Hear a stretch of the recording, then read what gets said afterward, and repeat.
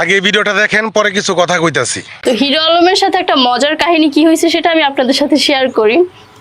একটা প্রডিউসার বুঝছো যে নাটকের মাঝখানে সে বাইকের বিজ্ঞাপন দিবে, তো খুবই কুৎসিত একটা ছেলে লাগবে। সে জানতো যে হিরো আলমের সাথে আর আমার সাথে ঝামেলা। সে কি করছে যে হিরো আলমকে আমার হিরো রাখছে, সেটা আবার আমাকে জানায়নি। আচ্ছা, আমাকে বলতেছে যে খুবই কুৎসিত একটা ছেলে লাগবে, সেটা হচ্ছে হিরো আলম। আমি তো ভাই হতভম্ব হয়ে গেলাম। হিরো আলম? কোন hero Alam? What is hero Alam?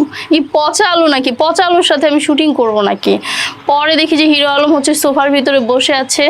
O hero আলমকে গিয়ে জিজ্ঞেস করলো, বলে কি যে আপনার নাকি সুমাইয়া রিমুর সাথে ঝামেলা। সে বলতেছে যে আমাদের ঝামেলা মিডিয়ার বাহিরে, কাজের ক্ষেত্রে আমাদের কোনো ঝামেলা নেই।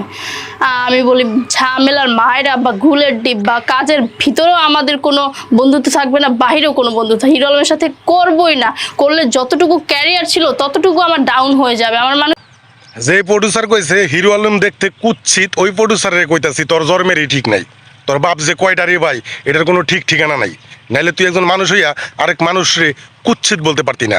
তারপরে তোর হিসাবে আরে তোর সে সুন্দর সুন্দর মেয়ে তো দোলো দিয়ে ফাড়া ফরে রয়েছে, তুই কি আর সুন্দর? হ্যাঁ, কত বাদ্যানি পারা যায় দেখ, কত বাদ্যানি পারা, কত বাদ্যানি মাইয়া তোর সে অনেক সুন্দর। তুই নিজের দাবি করো সুন্দর। এই তুই কি আর সুন্দর? তুই যদি সুন্দর হইতি তাহলে আরেকজন মানুষের চেয়ারে নিয়ে এসবভাবে কথা কইতে পারতি না। একজন মানুষের মন যদি সুন্দর হয় তাহলে সেই মানুষটা হচ্ছে অরিজিনালভাবে সুন্দর।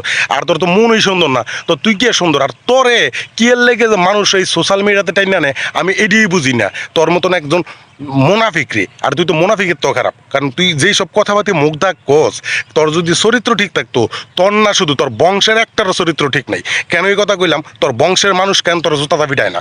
তোর বংশের মানুষ কেন তোর থামায় না?